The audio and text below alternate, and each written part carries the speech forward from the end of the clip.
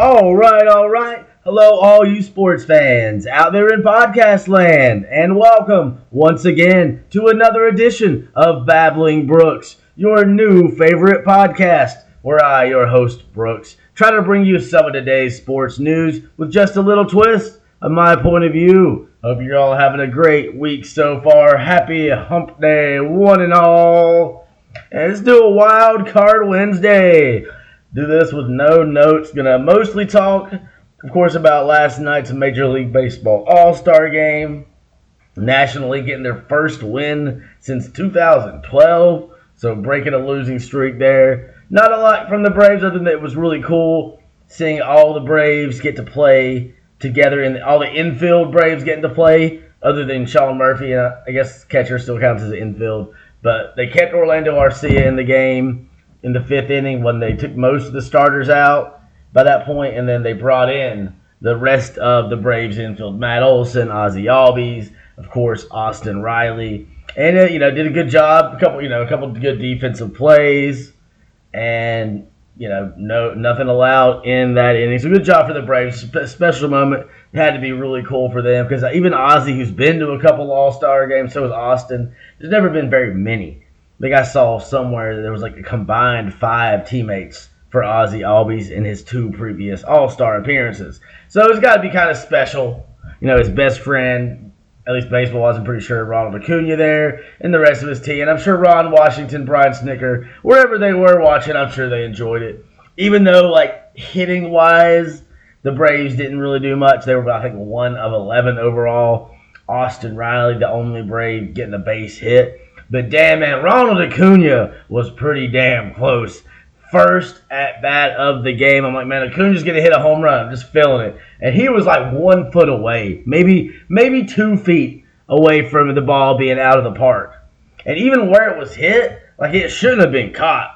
But Adolis Garcia, all-star from the Rangers, and shout out the Rangers having all those all-stars too. They got a lot of guys having a great year. Nobody would have expected them to be leading the American League West. We all were thinking, okay, it'll be either the Mariners or the Astros, world champion Astros. Mariners, a team on the rise. Julio Rodriguez, of course, they were the host to this All-Star weekend. So it was really cool seeing Ken Griffey Jr. being involved in a lot of stuff, seeing him all over the place. Really enjoyed that. Some of the interviews with him. He seemed to be having a lot of fun. It's definitely one of the top probably non-Brave I'd want to talk to have a conversation about baseball. I think it'd be really fascinating, being the only, that guy that was hitting home runs naturally. I saw this list of who would win this home run derby, and it was of course a ridiculous home run derby back in the day. Most of the guys from back in the day was McGuire, Sosa, Bonds, known users of steroids. And then Griffey's in there. I think it had maybe Judge and a couple modern players. Who would win? I'm well, is there testing? That would be kind of the key there. Because Griffey, probably going to hit more than anybody naturally. But, whenever he ended up having a bunch of injuries, of course, kind of derailing his career. But, man, Say Hey, he was our version of the Say Hey kid, our Willie Mays, pretty much, there in the 90s. And just everybody loved Griffey. And it's just cool still seeing, it seems like he really has a love for the game. I saw he was doing an HBCU baseball classic, so giving back, and that's really cool. So Pedro Martinez, and they were congratulating him, and it was a cool interview. You should look it up on YouTube because it was literally he was just walking around and just kind of walked up behind the Fox baseball guys and the Fox baseball crew and just started talking to them. And him and Albert Pujols talking about having their own home run derby. I'm like, man, that'd be something people will definitely watch. But like I said, man, Ronald Acuna. He almost, man, maybe he could be the Griffey of this day. He's super popular.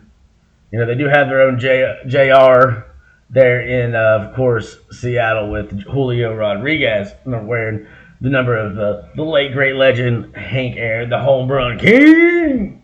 And the Barry Bonds should be in the Hall of Fame. I'm always going to call Hank Aaron the home run king. Hammer and Hank, baby. But either way, a lot of fun. I enjoyed watching this game. Glad the National League got the win. Would have liked to see, the Braves more involved, especially in the offensive output. Glad to see a good defensive inning from them. But, man, you got to credit that American League outfield. Was it Randy Runzi? I always forget how to say his name. Let me look at it. A Rosarina, I believe his name. And apparently him and Adolis Garcia from the Rangers are like when they were coming up with the Cardinals were roommates. So they're both from Cuba. They became like really good friends. And so that was kind of a special moment. They used to dream about starting in an all-star game together. They got to do that. And then they both opened up the game with like really damn good catches. One of a Brave, one of a former Brave. But like I said, Ronald Acuna's hit, man. I thought it was out the park. When he hit that one, I was like, yes, I was right. I love being right. Excuse me. Like coffee burp. But it wasn't hit quite hard enough to leave the park, man. It was fucking close, though. And then on top of that, like I said, it looked like it would should have at least been a double. Because it was not like an easily catchable ball by any stretch. But Adolis Garcia got thrown off by the sun, did a damn good job of adjusting, and able to make the catch, like right up against the wall as he bounces into the wall, which is a tough thing to do. You know when you're about to hit the wall, trying to time it right, catch the ball secured and all that. So it was a hell of a catch, man, and you could tell Acuna like, because that could have been very easily a double. Maybe the National League's able to get it on the board even earlier. And then Freddie came up, and Freddie hit it deep to the other corner, other side of the field. And then Randy out there making his catch. He's having a great year with the Rays. Of course, they just beat the Braves to finish off the first part of the season, heading into the break. But the Braves won the series, though, man. So we already talked about that. But still exciting. And still, even though the Braves didn't necessarily do a lot in this game, it was still really cool because Acuna was really close to doing something, but he got outdone by Mr. Garcia out there in the outfield. It was, just really cool though. And then also just like the fun that these guys are having playing baseball and getting to hang out with guys on other teams. Like a lot of these guys got, especially when you're from other countries, got, relationships and friendships. Sometimes they've been minor league teammates, or sometimes they've known each other even longer. Like I was reading somewhere, like Juan Soto and Vladimir Guerrero Jr. have known each other since they were in like high school, just growing up in Dominican Republic. And congratulations to Vladimir Guerrero Jr. on winning that home run derby. Only father-son pair to win a home run derby. Of course, I remember watching his dad play back in the day for the Expos, especially, and of course played for some other teams. But when I think of Expos. And then, of course, the Expos turned into the Nationals, and so Toronto is Canada's only team now, so it makes sense that Junior plays for the Blue Jays. It's kind of cool, too, because the finals of the Home Run Derby, in Seattle, you got King Griffey Jr. on hand, handing out the trophy with Marshawn Lynch heading out the big chain. And then the finals is Julio Rodriguez, a.k.a., you call him JR, that is his initials, junior-ish. And maybe he's a junior too, but either way, Julio Rodriguez spells junior, the abbreviation at least. And then you're going up against a junior, Vladimir Guerrero Jr., whose dad, just like King Griffey Jr., played in Major League Baseball. Don't believe they got to be teammates though. That was kind of one of the cool things, when he came up with the Mariners. Of course, King Griffey Sr. had played a lot of his career with the Reds, part of that big Red Machine team. So that couldn't have hurt King Griffey Jr.'s development as an incredible player. Not only, I'm sure, was he had some natural gifts, maybe inheriting from his dad, like, some of that running the family kind of stuff, but also, like, he was around one of the best teams of the 70s as a kid. Like, you got Pete Rose, Joe Morgan, Johnny Bench. I'm trying to just think of as many Reds as I can without looking. And shit, wasn't Frank on that team at one point? I'm trying to remember. Either way, you had a lot of fucking impressive guys, a great team to be around, and then his dad, kind of taking care of him. Let me see. I'm trying to look this. I always hate when I'm trying to look. Yeah, Frank Robinson was the Reds. Just couldn't remember. I was like, there's so many different teams going. I think because I know he managed with Cleveland and he played Baltimore. Yeah. I can't remember. It was before the big Red Machine. It was a different Reds sort of time. He was gone by that time, so a little different. I was like, wait a minute. I know he was a Red, but the timing doesn't line up. He's older. Pete Rose and all those guys. R.I.P. Frank Robinson. He was a legend. First black baseball manager. And also played high school sports with Bill Russell. Kurt Flood also went to the same high school. The guy that sacrificed his career for the eventual emergence of free agency in Major League Baseball. If you don't know about Curt Flood, look it up. Either way, though, it was some, talking about guys from, the same country, like, linking up. It was kind of cool, Miguel Cabrera when we faced the Tigers, him and Acuna both hitting blast. And it was, Salvador Perez, also, one of the top Venezuelan players that had been in a few All-Star games, great catcher with the Royals. He was, like, talking about how great it was. Ronald Acuna, just exciting to see what he's doing. And it's just one of the, it's like these guys, all these young players, like, it's just like they all they fuck with each other. And it's kind of cool to see, like, Juan Soto and Ronald Acuna Jr., good friends. Probably glad, and it's like they try to one up each other. They're competitive friends, they want to be the best. But it's cool just seeing everybody hang out. Like, Ozzy honestly looked like he was having the fucking time of his life anytime they showed him being interviewed. Because he is just so great with the media. Like, with his interviews, he just mastered it. Sometimes you can barely hear an accent, which is strange. It's like maybe I don't know, it's different in Curacao than maybe some of the other countries. So it's like maybe English a little more prevalent. But nothing wrong with Spanish. I need to start doing my Spanish lessons again. I was using Duolingo. I kind of got out of the habit. But I need to start trying to learn some Spanish again. Because I'm like, I recognize that one word. But so intimidating because most, if you speak Spanish, you're going to talk it a lot faster than my ass trying to. One thing when you learn it on the app, it's really slow. But then when you actually hear someone speak Spanish and you're like, yeah, I understood a word. But, I'm sure learning English, you can do the same thing. So I'm still trying to learn it, though. I'm going to try to get myself back in that. That'll be one of my challenges to myself. But, like, in Acuna, too, I like when, sometimes, he goes ahead and he answers it. Because he understands a lot of English. And a lot of players think they do. It can be difficult, to, sometimes, when it's your secondary language, it's totally different. I could understand. As hard as it for me even learn basic Spanish, and English is a weird language. We add a lot of slang that doesn't necessarily make sense. Stuff can vary region to region, just like with any language. You're gonna vary, So a lot of it too probably is they just don't want to make a mistake, especially with social media the way it is. I'm sure they can speak English, but. When you're answering these questions, especially the way the American media does tend to try to, trap people and sometimes celebrities, sometimes regular people, definitely athletes.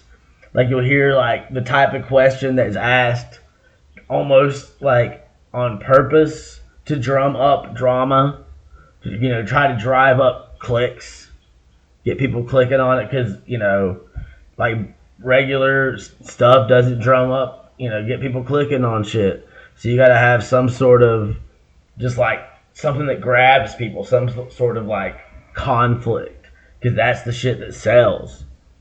And I sort of, just I mentioned it yesterday, but it just annoyed me the more I thought about it. The reporter asking Jordan Poole, I did it again, asking Jordan Poole if he had spoke to Draymond since getting traded. I'm he hasn't. It's obvious. He got traded because they chose Draymond over him. Why are you asking him this other than to start shit? You're either you're just trying to get a response. And I can understand sometimes, especially being your second language, even if you can probably answer a decent amount of questions. I don't know for sure, but I know at least some. And there would be times you can see they understand and they would go ahead and answer the question before the translator, because usually he'll have Franco, the Braves translator, with him. But when he was doing an interview with the Fox guys, and it was Pedro Martinez was the one doing the translating. So that was kind of cool seeing a legend, probably one of the pitchers I would definitely one of the Braves I would consider for my all-time rotation. My Braves I got in for sure: Satchel Paige and Nolan Ryan. Pedro, definitely somebody you wouldn't mind throwing in there. He is from Dominican Republic, but it's really cool to see him sort of helping out Ronald with that and, taking care of the Fox. And just seeing more, it's kind of cool just seeing the players talk. And you can see how these former players really appreciate, the current one. Just seeing the connection there And like, yeah, there's some disconnect between some older players, but a lot of these guys are really sort of like all in on this and seeing how good some of these guys can be for baseball. Though it's different, but I think just you gotta. It's a game. It's supposed to be fun. Like all stuff to make it serious just for the sake of seriousness. There's a certain degree of seriousness that's necessary, but like it also is a fucking game. These guys are making a lot of money playing it. So it's just cool to see them having fun, man. Of course, the Braves off for a couple days, I believe, back in action on Friday. Yeah, White Sox will be in town Friday, Saturday, and Sunday. Might have to see about trying to go Saturday. I don't know. I'm off tomorrow to go into the Killer Mike concert. Pretty excited about that. Should be a great show. I'm sure he'll have some surprises for the hometown show on this tour. Because if you haven't listened to his new album, Michael, check it out. Spotify, Tidal, wherever you listen to music. It's my top pick for album of the year. I would say, and I feel like if I had to pick my favorite albums off the top of my head throughout the course of the year, Sunny War, her album that came out in February, Anarchist Gospel is really good. Tommy Prine, son of the late great John Prine, had an album, This Far South, that dropped last month. I would put those in my top 5. Probably Conway, Won't He Do It. I like God Don't Make Mistakes a little bit more. I think, and it was just there was less that competed with it last year. But I still got, I'm putting the Killer Mike number 1 for now. But I still Conway in my top 5. Sunny Ward, Tommy Prine, and I'd have to think about the last one. I feel like I need to look. I'm sure there's something I'm forgetting. Like, I know I did just listen to the new Chino XL album. He did one with Stu Bangas. Really banging. I definitely recommend that. It's God's Carpenter. So apparently it's weird how there's little like saying slogans or lines will show up in a bunch of songs at the same time. Because I was listening to some other underground shit. I think it was like Vega 7, I believe, or something it was. And it was like, I was like, wait, is this on the Chino album again? Because it used that exact same line. Like, I'm God Carpenter. And I was like, oh shit, is this that one? And then I was like, nope, it's totally different. Some totally different underground shit. But still very cool. It's cool, man. It's cool. Thinking of my friend Jim, the White Sox in town. But yeah, National League, like I said, getting the win in this one 3-2. And it was surprising, the guy that got it, I never had heard of him. Never. I was like, good for him. It's a pinch hitter, and he was, I think it's like a catcher for the Rockies. Let's see.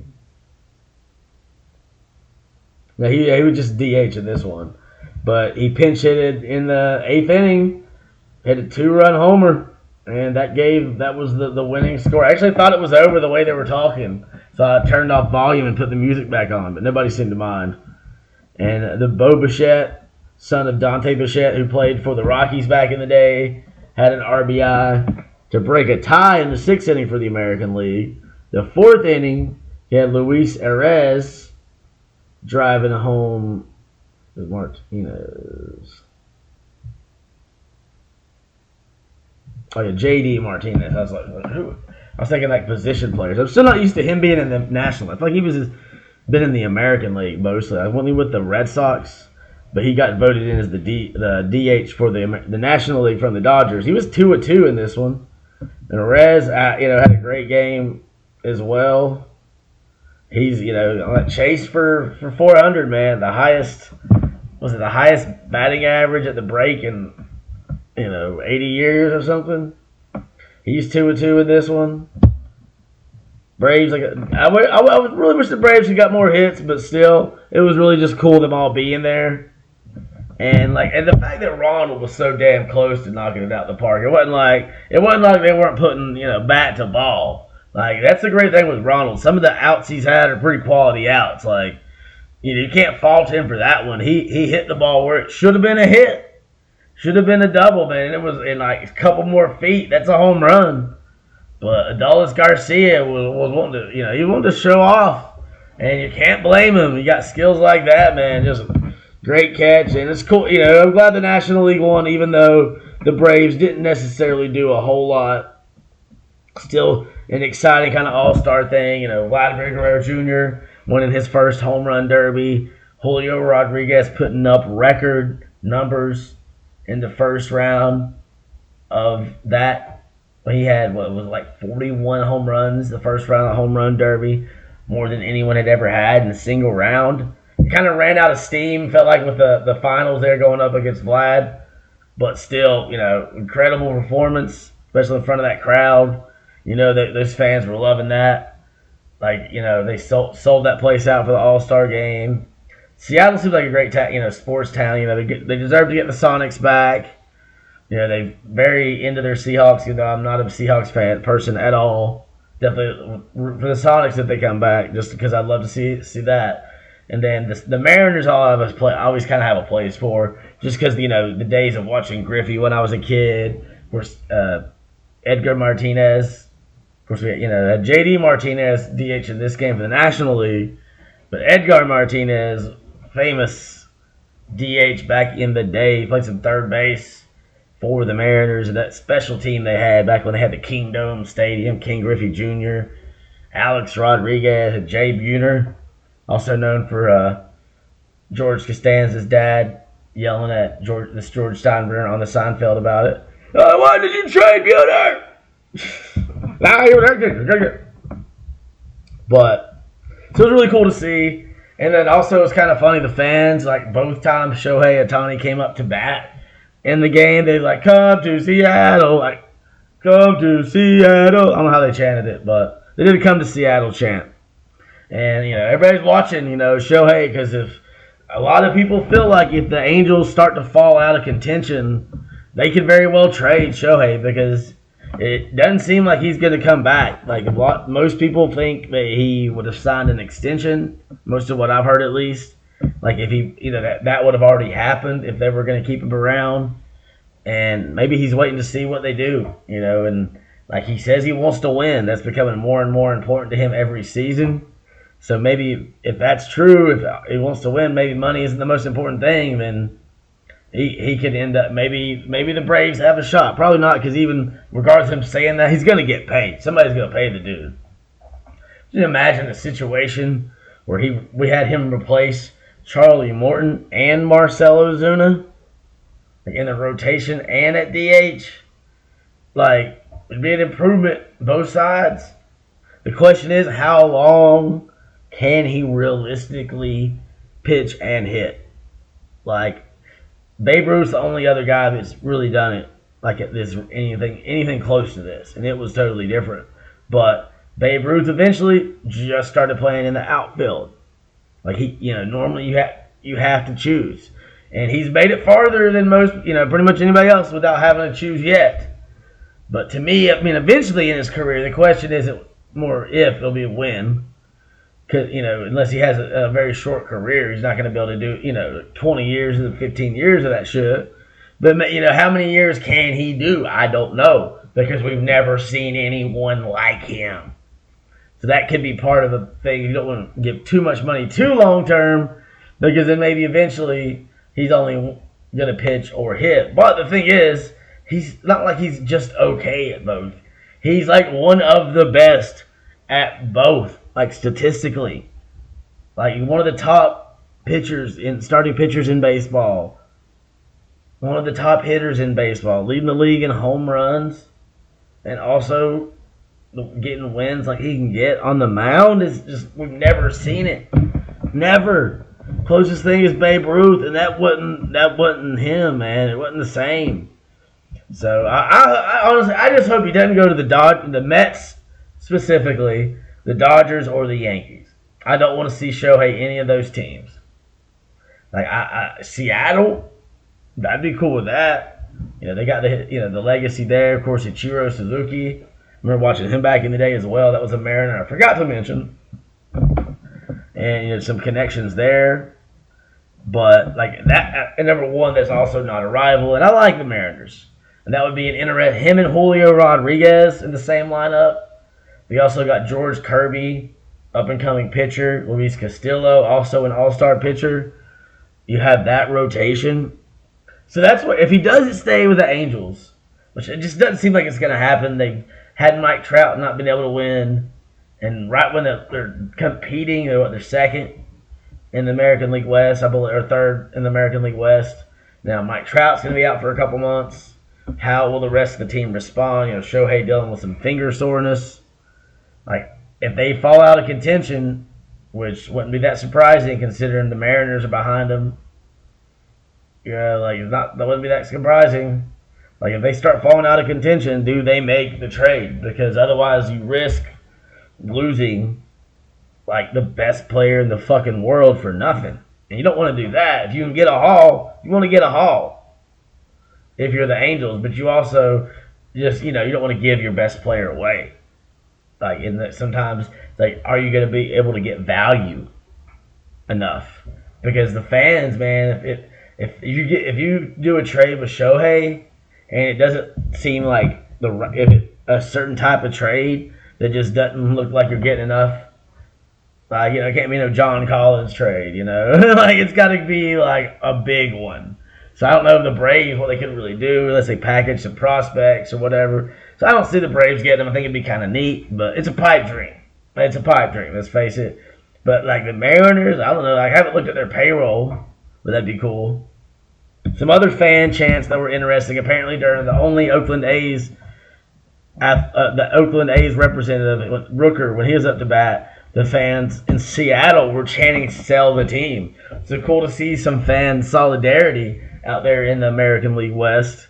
And, Oakland, also in news, the mayor of Oakland was in Seattle presenting the commissioner of baseball, Rob Manfred, with a proposal, because Manfred had said that there was no proposal, like, out there made by the city, and the city's like, au contraire. So that's cool, and I agree, like, because there are people who are saying Oakland could be a candidate for an expansion team, but, man, I agree. Like, with what I've read a bunch of different places, like, Vegas to me makes more sense for an expansion team. Especially when Oakland just lost a professional sports team to Las Vegas in the Raiders. And then on top of that, the Warriors, who'd played in Oakland for forever, not forever ever, but a long fucking time, they moved into a new home at Chase Center in San Francisco. So if the A's leave, they don't have any, like, major professional teams. So I think they should find a way, because the A's, that's not the only city they played in. They played in Kansas City for a few years. They started in Philadelphia, believe it or not, which feels weird, but they've been in Oakland for a long damn time. And they're synonymous for most people's lifetime of being the Oakland A's. And the Las Vegas Athletics just doesn't sound that right. And, like, you could come up with a team for Vegas and let the Athletic, find a way, even if it's selling the team and this guy gets involved in the Vegas team. I don't know, if you're Vegas, do you really want an owner, like, who don't spend money? Like, he's got the same payroll that the team had 20 years ago? Like, that's fucking insane. And Oakland also had a good point about the media market difference, because Oakland, even though there's obviously another team they share that market with, the San Francisco Giants, still it's a really big media market. Vegas, not, as many people are there, it's not a big media market because it's a tourist kind of city. So it's a little different. And it's in the desert. So there's a limit to the media. There's not that much. I still, I have a theory that's started popping in my head lately about if Las Vegas will become a ghost town eventually, just because, like, all the water issues, the Colorado River, like Lake Mead going down so much that they're finding all these, like, dumped out bodies from way back, probably from some mob hits. And it's like, well, eventually they're going to run out of ways to bring water to this city, right? The city, like, that has no real natural water, it's in the middle of nowhere. Like, eventually, you probably get, it's like, it'd be kind of weird, like, in 100 years, they'll be doing, like, some documentaries or whatever about writing books or making digital bullshit, whatever, for talking about the lost ruins of Las Vegas. They're not going to be overgrown with anything, but just covered in sand, I guess. It would be crazy, just this big, like, empty city covered in sand, just stumbling upon it in 100 years and nobody knows what it is. That'd be kind of a cool story. Maybe I'll write that. But Trying to think if I got anything real else to say. I'm definitely going to be watching the Hawks game here in a couple hours. They got a 4 o'clock game in Las Vegas. Speaking of Vegas, of course, Vegas is going to get a basketball team as well. Probably in Seattle, too, one way or another, whether the Timberwolves move because Alex Rodriguez wants fans in Seattle to love him again, or if they just put a new team there, which I think is very possible. Some people will be like, well, you can't put 2 new West Coast teams in. I'm like, well, you can if you got 2 teams in Memphis and New Orleans, who would make just as much sense in the East as the West. I mean, if Milwaukee's in the East, why can't Memphis, why can't New Orleans be in the East? So that's how they'd make that work. And it's a WNBA All-Star game coming up, and I think we got a couple Dream players in there. I'm still trying to get more into WNBA. I've watched it a few, but I haven't watched it enough to really be like familiar with much of it or to know a lot. I know the Dream had I got to look it up now because I cannot remember her name. I knew it at one point, but I forgot. But they had the one player that scored like 40-some points in a game. Brittany Griner, I saw did the first dunk of the season for Phoenix. So you look at the Dream, clicking over to the Dream. Because like I said, I'm trying to watch it more, but I hadn't watched it enough to really be like familiar with people. See, they beat the Sparks, I believe, they had the highest score. They scored 112 points. Yeah, Ryan Howard, that's what I was going to guess. She had 43 points, including 6 3-pointers. That was beating the LA Sparks team, 112-84. So 112, man, that's a lot. That's I believe their highest point total this year. I think so, yeah. Seeing some hundreds. They've given up more than that. But yeah, they got a game tonight. Maybe I'll try to watch that. It's just like I just haven't watched. I'll be honest, I haven't watched women's basketball since college. I just haven't. Not like it's something intentionally I've done. I mean, that was a period started with me watching a lot less of sports in general, and I've got back into stuff since 2017, trying to get into soccer more, men's and women's. I actually got more into women's before I got back into men's with soccer, and just like watching like the national team. But I'm trying to like watch more soccer, trying to watch more women's basketball, so I can talk more educated about those sports. And I just haven't, just didn't grow up watching, especially soccer. The only thing people knew about my soccer team in high school was that they did NSYNC at talent shows. No lie. Like, nobody really talked about, like, I don't think I ever saw a soccer match in high school. I didn't see it until my sister was in high school a few years later after I graduated. And she was on the soccer team. And it was so small, they didn't even have a separate girls team like most of the big schools did. We were this small country school. Right there in the middle of the mountains. And then eventually they got 2 teams and, like, split them up. But so they were able to play, but they just had to play against the guys' teams for these like big ass like schools. And her friend Kayla was probably the good best player on the team. But either way, so try to dream the Atlanta team, so I'm trying to keep up with them. They started out pretty bad, but they've been able to win some games. Like, what was it? See, yeah, but they were near the end. They're 10-8 now. 7 out of the last 10, so we got a chance with really early in the season. I guess about halfway since they're having the All-Star break. I think like the Friday they're doing the skills competition, which is weird. They're doing it at 4 p.m. Like, weird time to have any sort of All-Star event on a Friday. People think it was a Saturday. I'm like, man, no wonder y'all can't get people to watch the women's basketball. You're just having events at 4 in the fucking afternoon on a Friday. I know it's summer, but people fucking work. It's just a weird time. But regardless, hope the Dream can have a great season and try to watch their game later. Definitely going to watch the Hawks, see if maybe Seth Lundy, Miles Norris, I would expect them. They were just signed to 2-way contracts recently. Probably going to get maybe a little more focus. The second game was only their first game with the Summer League Hawks team. See if maybe Mogay gets a little bit of run. And I haven't heard, I don't know if AJ Griffin still going to be playing, because they might have just been trying to get him a little work in. But I wouldn't be surprised to see him get 1 or 2 more games at least. Hard to see, though. But I think he's already shown he can play in the NBA, so that's no question. It's just trying to get him a little work because he fell out of the rotation down the stretch. But I'm excited to see what they can do, man. Definitely got some moves coming. I think they're still working on a Pascal Siakam deal. See if anything comes from that. Definitely could be a good addition. Hopefully wouldn't have to give up too much, but hey, and we already got fucked on the John Collins trade. by getting hardly anything. So we basically traded John Collins for Patty Mills, give or take some other stuff. But, I don't like Patty Mills. He could be a good piece. Could be a trade piece. Could be a good veteran off the bench to run your second unit. Regardless, this team's got some potential. Maybe not. As of now, I wouldn't say they're an NBA title contender, but they could be one move away from it. And then there's been times where a team surprised people. And I believe that after a whole season of Trey and DeJounte, now you get like a whole off season that Quinn Snyder gets to kind of work with his stuff, put his vision into manifest. They got a chance to compete, at least in the East. They got a decent chance to go back to the Eastern Finals, but they still got I think one more move to make, and they would need some guys to grow their game. But it's not. I don't think it's undoable. Trey seems bought in on what Quinn Snyder wants to do. I think DeJounte Murray, I think he's going to rub off in good ways on Trae Young. Just he feels like a more mature guy and more level-headed sometimes. But, not perfect, but he kind of struggled at times last year to figure out his role because he's so used to, you get two ball-dominant dudes. You need the right guy to implement the vision. And I feel like Nate didn't really have it. Nate McMillan was best when he was running Lloyd Pierce's offense. That's when we went to the conference finals, It's just weird.